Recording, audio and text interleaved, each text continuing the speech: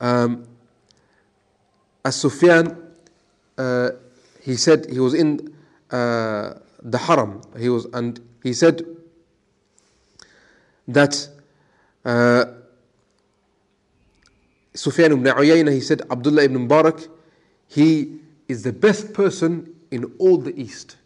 In all the lands of the East, he's the best person. And then Fudayl ibn Ayad, he was there, and he said, no, Abdullah ibn Mubarak is the best person in the East and the West and what is in between them. Al-Amri, he said, Ibn al-Mubarak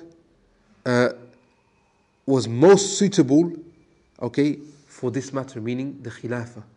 So he was saying, Ibn al-Mubarak, he was a scholar, he is the best person to become the Khalif of the Muslims at that time. Ibn Hibban was also a famous narrator of hadith. He said, he had in him characteristics that were not found in anyone in the world at that time, even in the entire earth. Ata ibn Muslim to Ubayd ibn Jinad, he said, did you ever see Ibn al-Mubarak?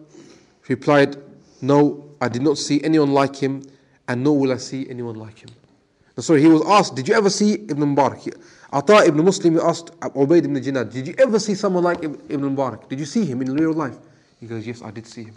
But, he said, I've never seen anyone else like him, and nor will I ever see anyone like this man. This is the man, Abdullah ibn Mubarak. Now there are so many statements about him, there's not time enough for us to include all the statements about Abdullah ibn Mubarak. Now, regarding the knowledge of Abdullah ibn Mubarak, now he was a muhaddith. A muhaddith meant what? A scholar of hadith. He knew the hadith of Prophet Muhammad sallallahu alaihi wasallam, right? And he was the greatest scholar of hadith. And it was said that he would teach and learn for 10 months, and then he would go to jihad for 2 months. In another narration, he would teach hadith and narrate hadith for 4 months, and he'd go to jihad for 4 months. And there are 9 books that are attributed to him that I said he was the author of.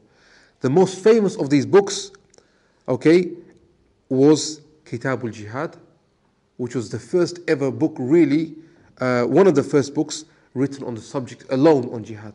And there was another book before this by Imam Shafi'i on the book of jihad, but Abdullah Mubarak was one of the most famous books on jihad ever. And also Kitab al-Zuhd, the Kitab on abstinence and staying away from the world. In terms of attendance, his circles of knowledge were the biggest. Okay, his circles of knowledge were huge. And Abdullah Mubarak, what were the kinds of hadith that he would narrate? He would narrate mostly the hadith that would make the scholars firm and strengthen their personalities. He wouldn't mention all the hadith. He mentioned the ones that would make a person strong and his personality strong and make him a better believer. Also, he was an excellent poet, and he used his poetry to spread the knowledge and to advise the people. So even in the circles of knowledge, when he would speak, he wouldn't speak like I'm speaking now, he would speak in poetry. It was for people like almost music to their ears, so they could quickly memorize it. They could memorize the things that he was saying. And this is the blessing that Allah subhanahu wa ta'ala gave to him. There's a story about his immense knowledge. Now, this story is related by Yahya ibn al-Yahya al-Laythi.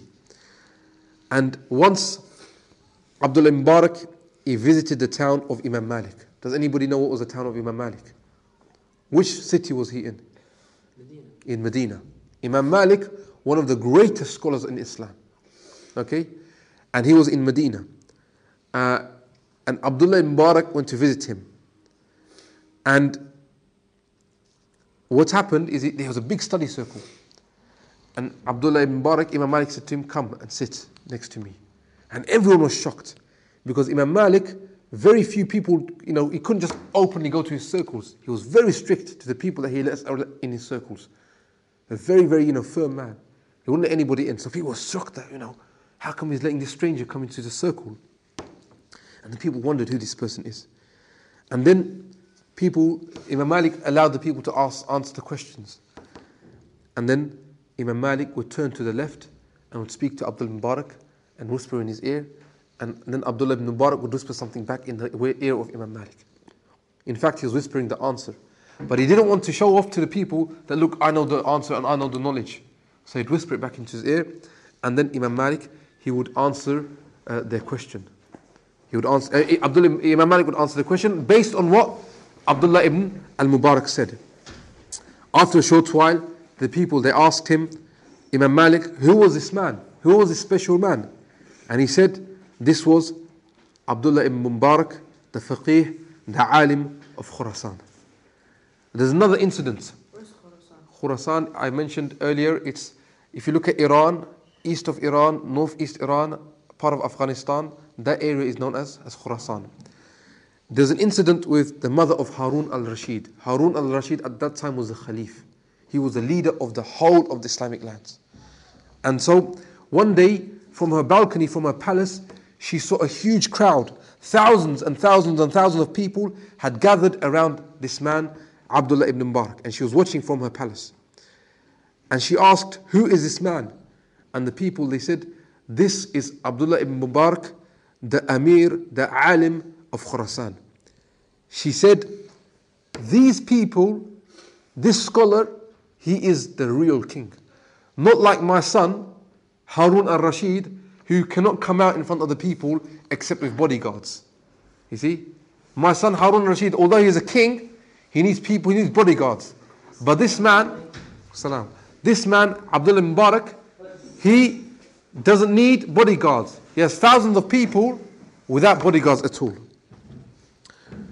Regarding the bravery of this man, okay, his jihad and his bravery.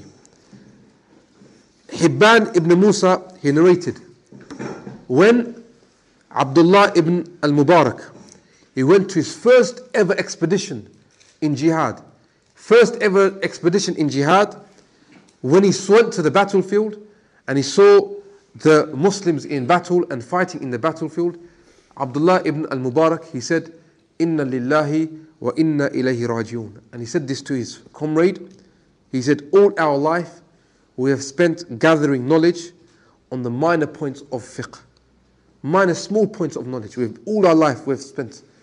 And we didn't realize that the open doors of paradise were here at the battlefield. And we have left them behind all our lives. And he began to cry. Despite being a scholar, the best scholar as we've mentioned, he had the bravery of a lion, as is mentioned in the books Tarikh al-Baghdad and Sifat al-Safwa. There was a very famous battle that took place between the Romans and the Muslims. And in these battles in the olden days, what you would have is you'd have a Roman who would come forward and he would challenge one of the Muslims. You say, who will challenge me? The champion. So one Roman champion, he came forward and he said, who is going to challenge me? And the Muslims, from the Muslim army, they came forward and they challenged him, but the Roman, he killed him. And another Muslim, he came forward to challenge this Roman, and the Muslim was killed.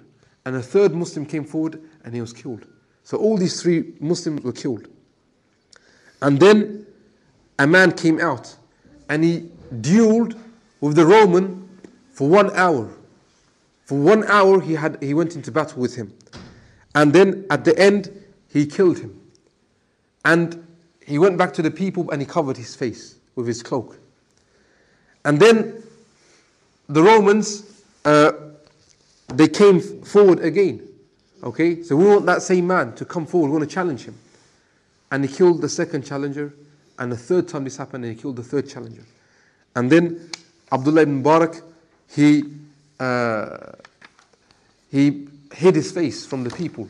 He used his cloak and he hid his face from the people, and he went into the people. He didn't want to show the people who he was. But one of the people, they saw him and they took his cloak away and they pulled it off him, and they realized it was the alim, the faqih of Khorasan, the greatest scholar at the time, Abdullah ibn al-Mubarak. And listen to what Abdullah ibn Mubarak, he said at this point. What did he say?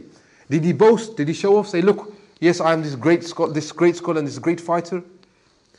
He said to him, why have you embarrassed me by exposing me and the good deeds that I have done?